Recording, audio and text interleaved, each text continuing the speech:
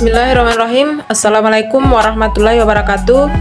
Selamat pagi, salam sejahtera bagi kita semua. Oke, kembali lagi dengan saya Ramnayati dalam channel YouTube ini. Pada kesempatan ini, saya akan menjelaskan materi mengenai perbedaan antara ilmu ekonomi dan sistem ekonomi.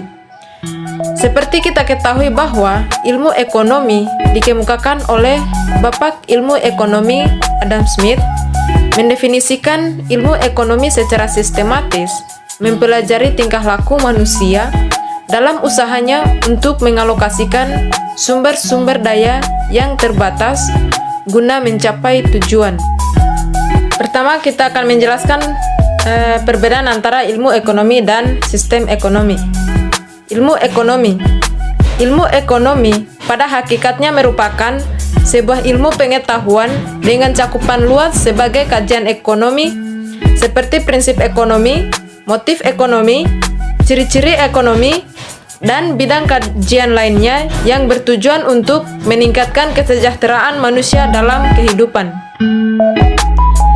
Ilmu ekonomi umumnya harus dikuasai dan dimiliki oleh setiap pelaku ekonomi yang terdiri atas produktor, distributor, dan konsumen dalam menjalani suatu kegiatan ekonomi.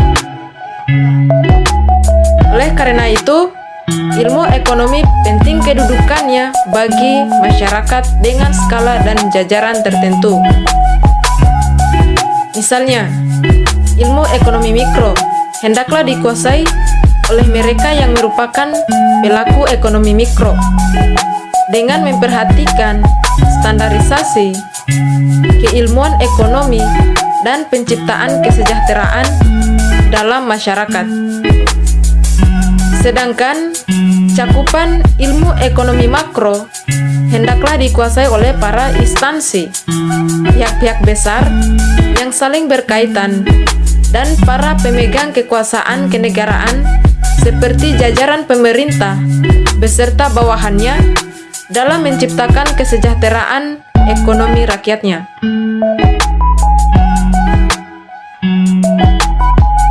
Garis besar, jadi ilmu ekonomi merupakan pedoman yang mencakup kajian ekonomi untuk tujuan meningkatkan kesejahteraan manusia. Yang kedua, yaitu sistem ekonomi. Pada sistem ekonomi, beda halnya dengan ilmu ekonomi.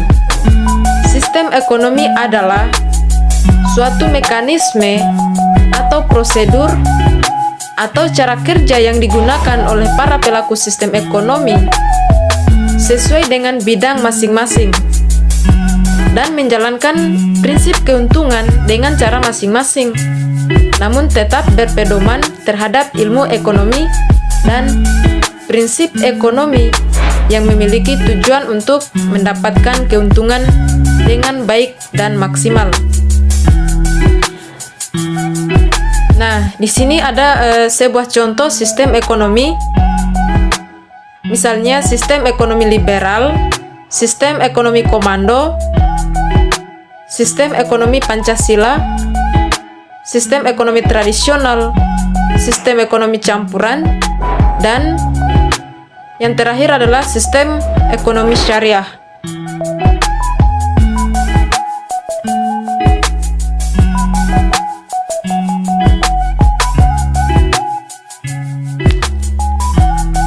Nah, untuk selanjutnya, pandangannya terhadap problema dasar ekonomi.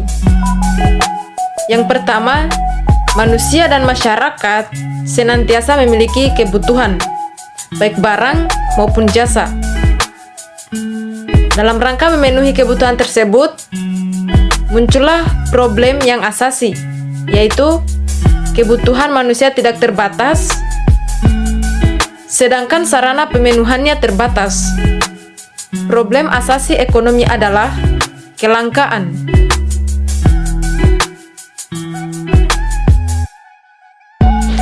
Baik, di sini ada 3 problem fundamental.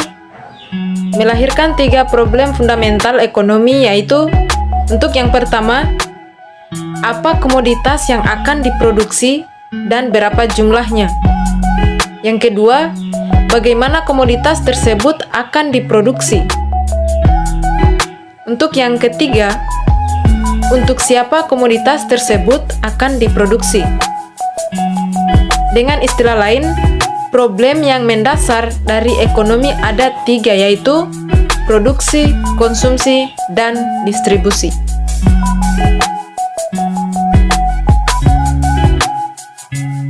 Bagaimana solusinya?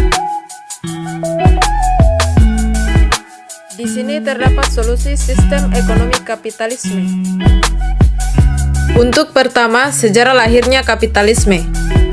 Sebelum ilmu ekonomi modern lahir, aliran ekonomi yang ada adalah ekonomi merkantilisme.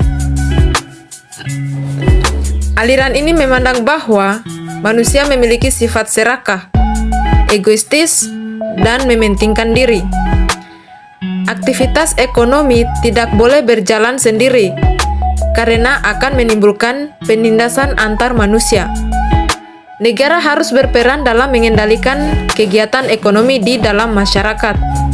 Untuk meningkatkan kesejahteraan, negara juga harus memproduksi berbagai komoditas untuk diekspor guna memperoleh emas dan kekayaan.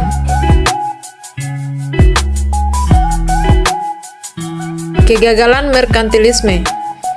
Merkantilisme ini ternyata gagal menyejahterakan ekonomi rakyatnya, bahkan membuat perekonomian semakin memburuk. Hal ini mendorong lahirnya paham baru yang dianggap revolusioner pada waktu itu.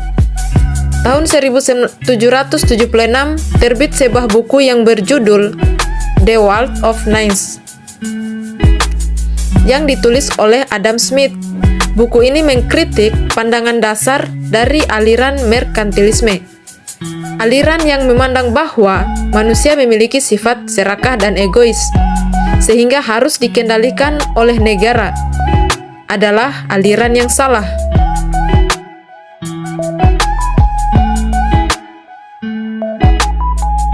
Sifat serakah manusia.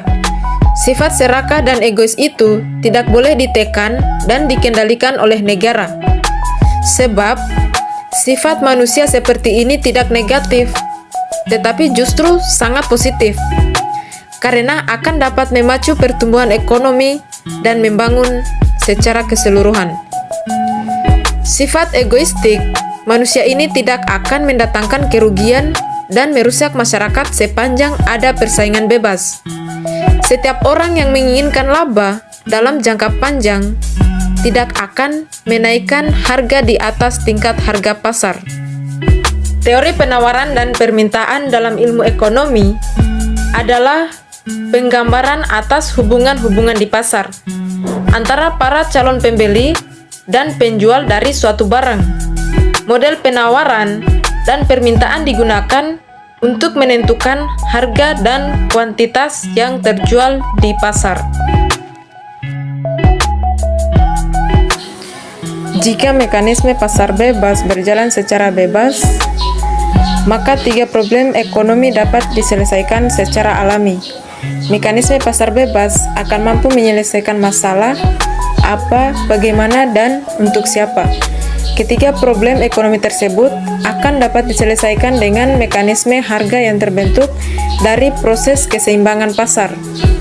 Dengan istilah lain, mekanisme pasar bebas akan mampu menyelesaikan masalah produksi, konsumsi, dan distribusi sekaligus. Keseimbangan pasar bebas. Kekuatan mekanisme pasar akan selalu menuju keseimbangan atau equilibrium. Dalam posisi keseimbangan, kegiatan produksi secara otomatis akan menciptakan daya beli untuk membeli barang-barang yang dihasilkan. Daya beli diperoleh dari faktor-faktor produksi seperti upah, gaji, suku bunga, sewa, dan lain-lain sebagainya. Pendapatan atas faktor-faktor produksi seluruhnya akan dibelanjakan untuk membeli barang-barang yang dihasilkan perusahaan. Inilah yang dimaksudkan dengan hukum sai, bahwa penawaran akan menciptakan permintaannya sendiri.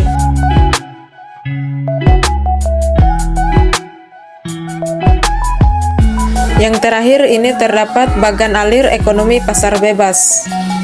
Di sini dapat dilihat pada bagan proses ekonomi pasar bebas. Oke, itulah materi yang dapat saya jelaskan. Semoga bermanfaat. Sekian, wassalamualaikum warahmatullahi wabarakatuh.